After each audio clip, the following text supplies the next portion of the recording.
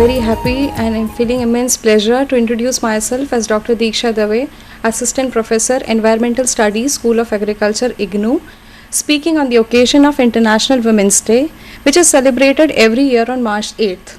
It is a day where we are reminded of the achievements made by women, but along with this, we also remain quite vigilant and firm for their further advancement.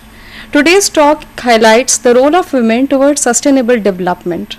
Over and over again, the research has shown that women can contribute effectively towards achieving the objectives of sustainable development and building more sustainable societies.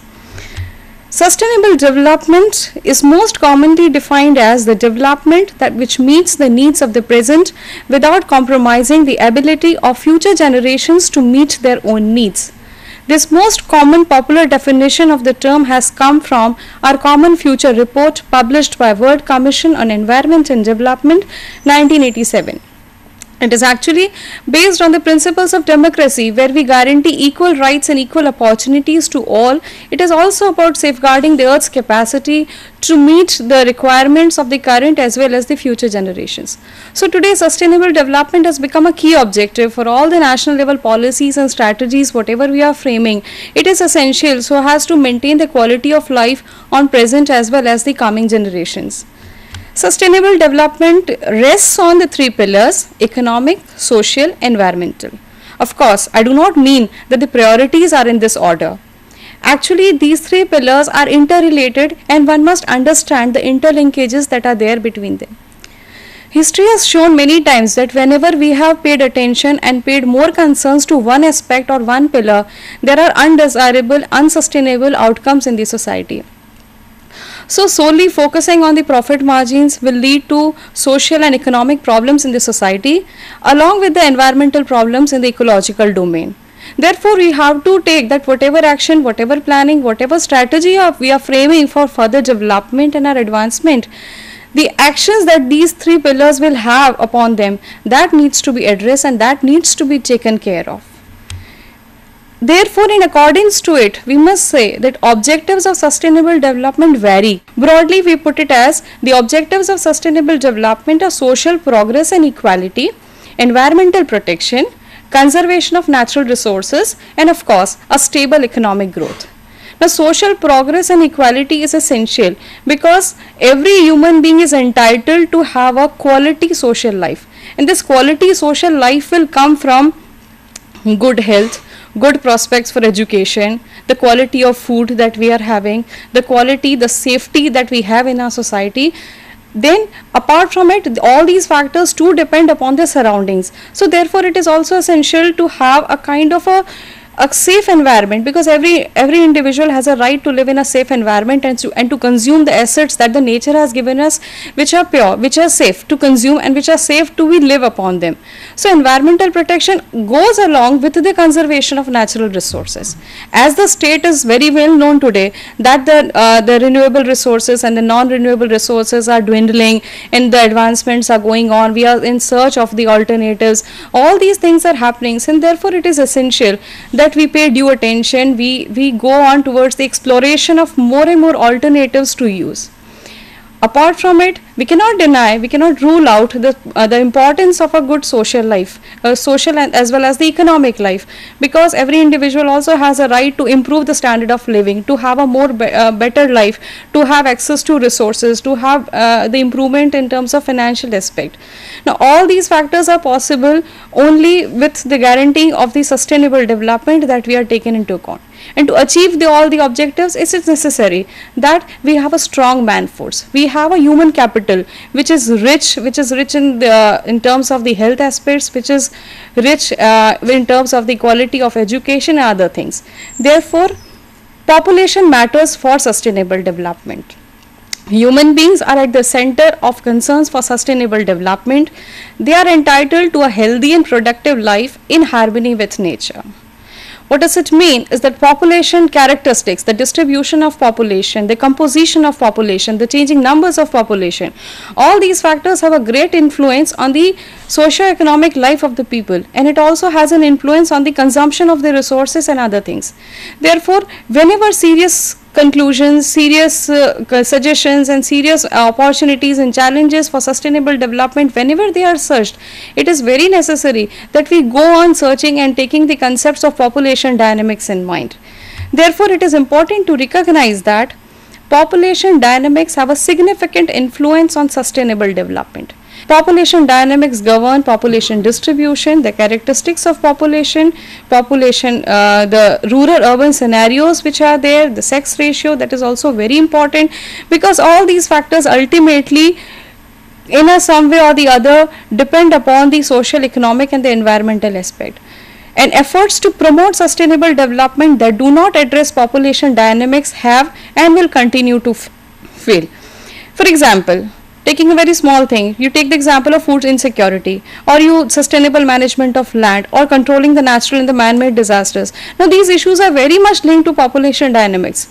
Unless and until we have a concern of population, we have the issues of environment and sustainability, and unless and until we pay due recognition to these factors, there will be no sustainable solution come out, because there will always be some kind of mismatch happening. So efforts whenever we are doing to meet the sustainable development, it is very essential to look at the dynamics of population. And finally, population dynamics are not destiny. It is not that we cannot change them. Change is possible through change in the policies which respect human rights and dignity. Change is possible through spread of education. Change is possible, most importantly, by the empowerment of women, which play a major role towards sustainable development. Men are from Mars and women are from Venus. That makes men and women different. This is a very old belief which has persisted over centuries, over generations. And it simply points to the fact that men and women are different. Behaviorally they are different, psychologically different, and of course the biological differences are there. But along with this, there is also a difference in the workload that men and women share, that the men and the responsibilities that they share. It is very well said that men work from sun to sun, but a woman's work is never done. So apart from it, this thing is important that women have to carry the shoulders of the family, the community and the other things. So the shoulder often results in more interaction with the surroundings, more interaction with the factors which are pertaining in the society. It is supported by some statistics. Of the world's 1.3 billion poor people, it is estimated nearly 70% are women. Women earn about 3/4 of the male wage for the same type of work. Rural women produce 55% of food grown in developing countries. In most countries, women work more than twice the amount of unpaid time men do.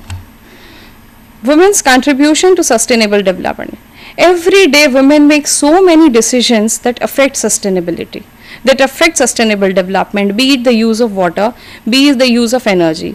Local people, local rural women, whoever are there, they are more in touch with the environmental issues and other things. So women have continued to play, and in future also they are expected to play a very important role towards sustainable development.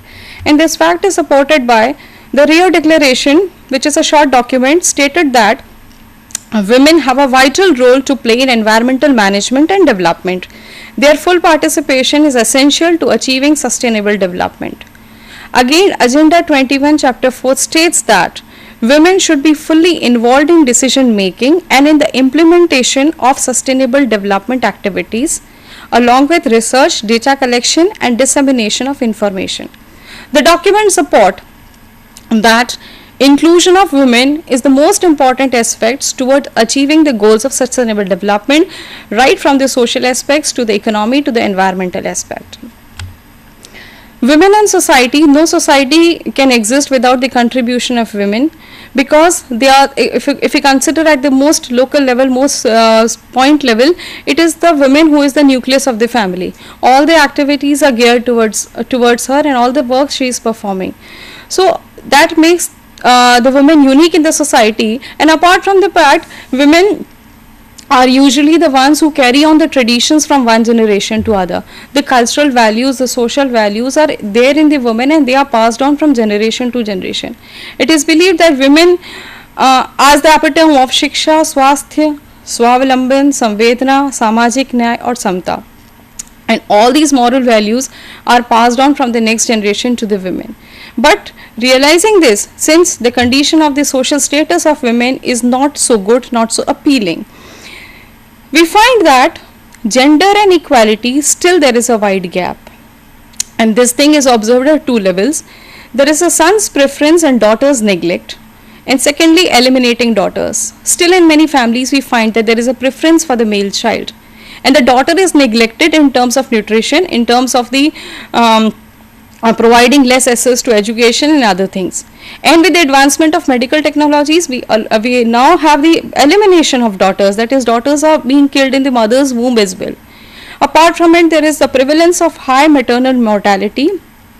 There are nutritional inequalities. Educational disparities are there because families generally do not spend their resources on educating the girl child. And most importantly, the cases of violence against women are still on the rise in the country as well. But still, there is a hope that women can be the agents of change because they help to bring the gender equality. A woman is empowered, a woman will bring a social change in the society. It will help to bridge the social gap, it will help to bridge the gender equality. Better health outcomes of the generation who is coming are expected with the empowerment of the women. A healthy mother can give good nutrition and can bring healthy the children. Similarly, education and upbringing of future generation. It's very rightly said, you educate a woman, the whole family is educated, and similarly the country is educated. So that can be the most important role played by women. Community development is also there because the women are also now taking active part in the Gram Sabhas, the self-help groups, the local level organizations are there, non-government organizations are there. So they help to have a community development, and by the way of community development we are able to solve the day-to-day problems, the problems which are there in the local problems which are there. They are facing the challenges, they are helping to find out the solutions, they are also helping to meet the solutions for that. And apart from it, the food and the nutrition security. Women and nature, the second part of it is that the nature, society role, yes, we have accepted, but now we have the nature. Then the women is a traditional protector of the environment because they are more in touch with the nature. They work as farmers, they work as fuel collectors, they carry water, they also help to preserve the soil and other things. So most importantly, it has been seen that women are the traditional protectors of the environment. They protect the resources by way of their livelihoods also, and also by the way of the beliefs that they have, the cultural values that they have, and the inborn thing that they have to take care of the surroundings. But along with this is also a fact that women are most vulnerable to several types of environmental degradation problems that are occurring. If a flood is occurring, a woman is severely affected. And there is environmental degradation, women are severely affected because she has to go several miles to catch the water. Similarly, the policies that are formed, the policies pertaining to suppose the dumping of the toxic waste or whatever thing is there, it is the women who are the affected most. So they, along with being the protector, they are also the ones who are the most affected by the environmental problems and ecological degradation that is taking place. The role of women in environmental protection is at various levels. In agriculture, she is playing a very important role as a land manager, as water manager, because she is the one who makes decisions about the water. And local women have lot of knowledge about the surroundings, about the availability of water, about the quality of the water that is there. And along with that, biodiversity conservation and energy conservation. So these are those aspects in which women have played. That's a very important thing. And in Nepalese culture, it is said that when a girl child is born, the mountains are laughing and the birds are crying. And the opposite happens in terms when the boy is born. Now why is it so? Because when a girl is born, the birds are crying because birds will not, the girls will not go for logging or other things, and though no agriculture will be possible, so birds will not get any food. So the birds are crying in this thing. The second opposite thing happens when a boy child is born. So just to say that women have a great role, and this has been proved by the several movements that are being initiated by women in the past. We very well know about the Chipko movement, which was started by the village women, and who hugged the trees, and then the doggers had to evade from there. There was the Green Belt movement, the Narmada Bachao Andolan. All these are the specific and important movements that have taken place and which have been led by the women. Now all these movements specially pertain to the fact that women are the conservers of nature, they are the protectors of the nature, they have concerns for the nature, and therefore their role should be utilized for the conservation of the nature. The indigenous knowledge that they have, that should be utilized, that should be explored by the scientists, and unless and until we give them support, encouragement by several methods, this can't be possible. Economical aspect, women are playing very important role because they are concerned with invisible and visible, both the types of employment which are persisting, and these are some of the statistics which state that countries with less equality in men's and women's employment and education have faster economic growth, and this has been proved. Where we have the gender equality, there is a more economic prosperity also. And women's ability to access income, technology improves their children's welfare more than men's access to similar resources. And a mother's economic status is one of the best indicators whether her children will complete their education and enjoy health and poverty-free childhood. But then there is not also a happy face here also, because economic status of a woman is also declining, because number one is women's unrecognized workload. Women are working in agriculture, women are working as workers, women are working in our homes also. But this type of work which we are doing is generally undervalued, that is not noticed, and generally that is put it as at a lower level, at a degraded level.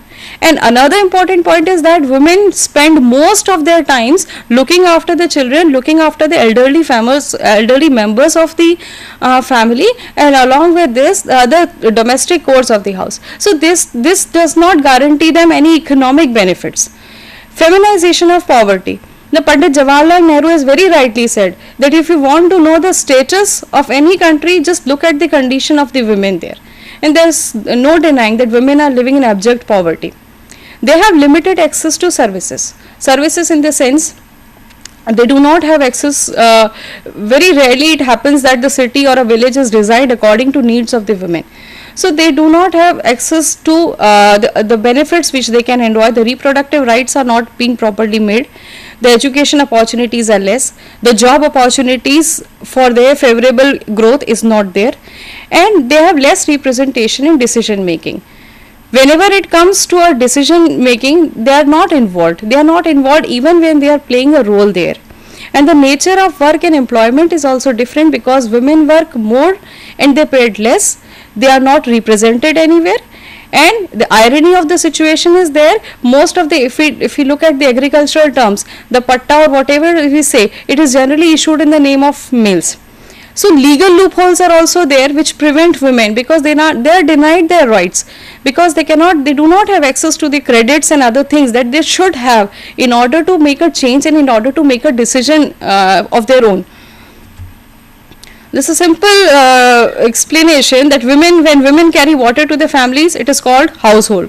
When men pipe water to local population, they call it water board and make big profits. When women carry home trees on their heads for the family fuel, it's household. When men provide electricity and gas for fuel, they call it the gas board and electricity board and make huge profits. When men grow the food for the family, it is called subsistence farming. When men provide the food outlets, we call it Tesco, we go for shopping, and they all make profits. But we have not to lose hope. We have opportunities in the green economy, several sectors where women can play a role. The ecotourism is a good option. The fisheries and other things where women can play their role, they should be explored. We have to facilitate them access to credit opportunities. We have to have them say. There is a need of expansion of technology and innovations. Most of the technological advancements that are made, that are not geared to the needs and the requirements of the women. They are generally designed in a way that they, in terms of agricultural concept, if we say, they are more in accordance with the male, and women are generally considered to do the weeding and threshing and other kinds of jobs. So there is a need for a technological development which has a kind of a support for women, and they can also play an active role. So there is a need for innovations in this manner also. There is a need for women empowerment. Women empowerment is a process. It doesn't happen in a day or two. So therefore we need to educate, we need to give them resources, we need to give them opportunities, and we have to build the capacity for them. We have to make them independent so that they can make their own decisions. And female economic empowerment also creates additional resources, in the sense that when we are empowered, when a woman is empowered, she can bring a change that will create another resources. For example, women have a more tendency to buy the recycled products as compared to men. Women have a tendency to look for an option which is eco-friendly as compared to men.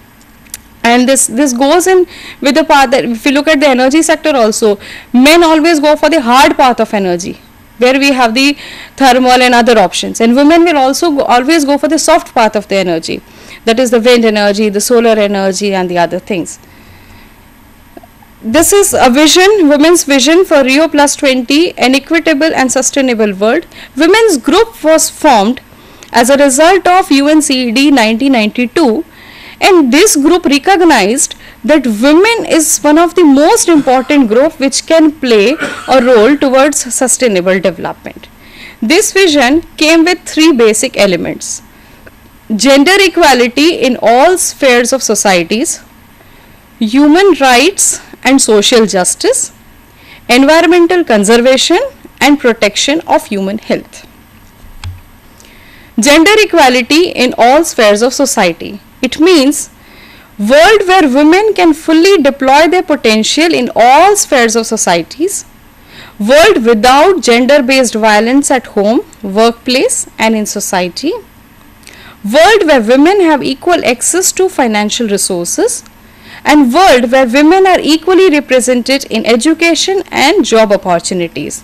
So basically the vision talks about no discrimination on the basis of male and female pertaining to the societal makeup, pertaining to the job opportunities, pertaining to the resource allocation, pertaining to the status in the society. Human rights and social justice. World where economic, social and environmental rights of women are fully respected. World where women enjoy social protection. World where poverty of women is eradicated. World where women have equal access to justice. Environmental conservation and protection of human health. World where women's livelihoods are not destroyed by environmentally destructive activities. World where incentives are provided for zero waste. World where health of women is safeguarded. World where women are able to support life and human livelihoods.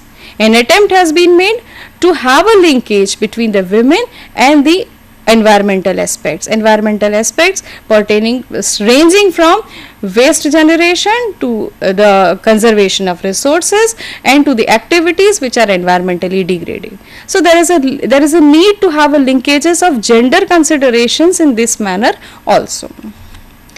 But it is not an easy task. There are challenges. Becoming an agent of change is not easy because we are encountered with so many barriers. We have legal, constitutional, administrative, cultural and so many types of barriers that it is very difficult. Some of them are gender bias. We accept men and women are equal. We accept that a male child and a female child is equal. But when it comes to implementation of so many decisions in our day-to-day life, whatever we take, there is a gender bias. The gender bias comes in various forms. It starts from the schooling to the education and job opportunities and moving out, and everywhere we have this gender bias prevailing in our society. And this gender bias needs to be overcome and needs to be encountered, and then only we will be able to make a change.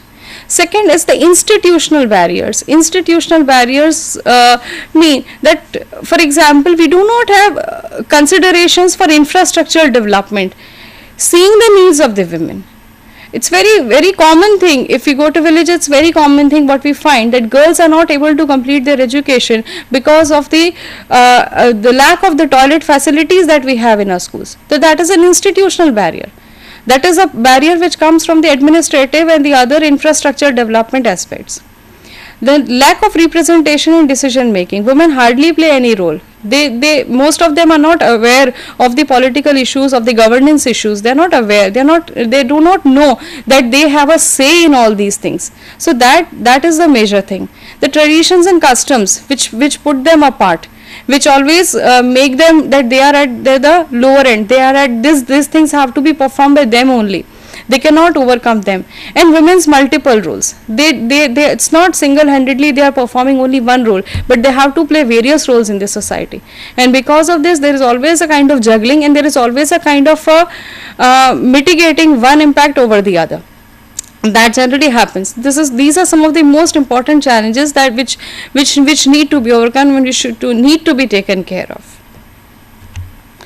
Measures to promote women's participation, as already said, a safe and healthy environment for women is must. Safe, there should be no violence, there should be social security, and healthy environment means a woman should be denied should have access to nutrition, education, and other things. Women should feel safe in the society. There can't be a social security should be there in the society. There is a need of gender mainstreaming. Gender mainstreaming is issuing a knowledge of gender issues while framing any policy and forming any strategy. The gender issues and the gender sensitive information should be taken, should be recorded. More information should be gathered in this manner, so that we have an idea that what are the gender concerns. What are the differences in the concerns of a male and a female when we are formulating any policy? And gender and education for sustainable development. We give education about sustainable development. We make them learn about sustainable development, but we hardly pay attention to the gender aspect of sustainable development. So it is very essential to include this thing in our school and college curricula, that gender sensitization issues and topics must be included, so that the learners may know about the importance of this thing for sustainable development particularly. Building women's capacity by the way of self-help groups, by training programs and other things, that is very essential. Disaggregate and expose the gender differences for better focused interventions.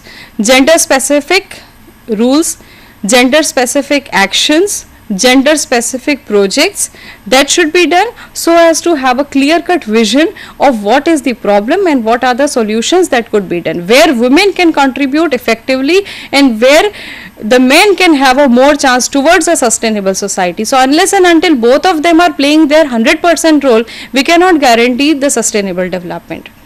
Contribute towards women's economic development. We must ensure that they have a livelihood, they have their livelihood in their surroundings. They must be paid for what they do.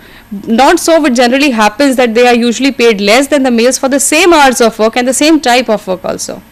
Reduce illiteracy and increase girls' participation in education and develop women's leadership. Various instances have occurred in the past and still now which are there, which demand that there should be a rise in the leadership of women. They should come forward, they should take a lead at the local level and come forward in the national plan as well.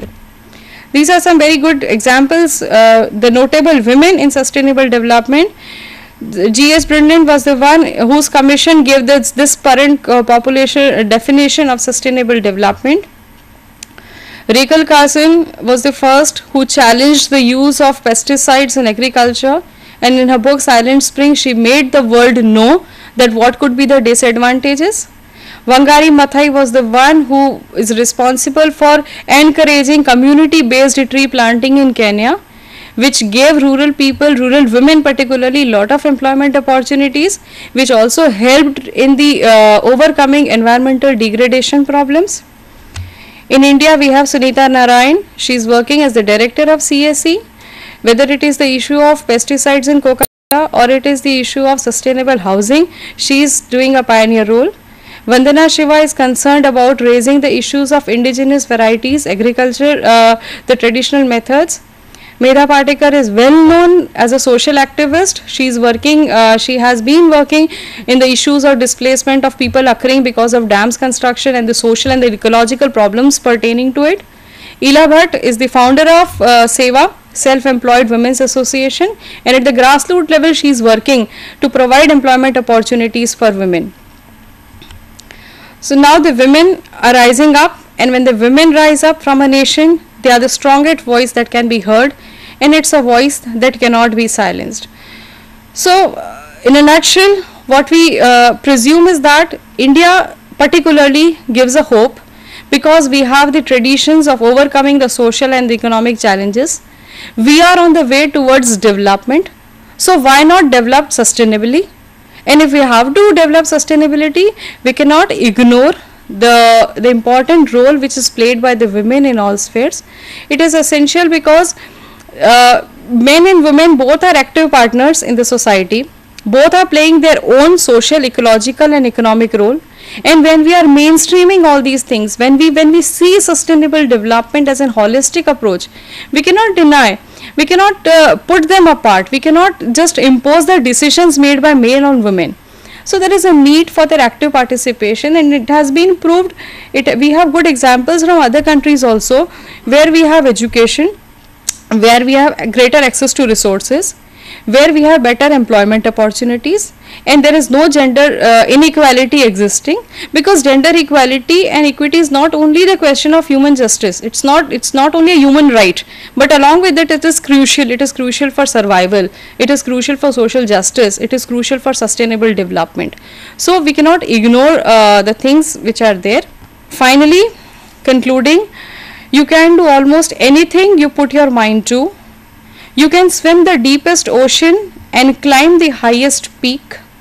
You can be a doctor or fly a plane. You can face adversity and still walk tall.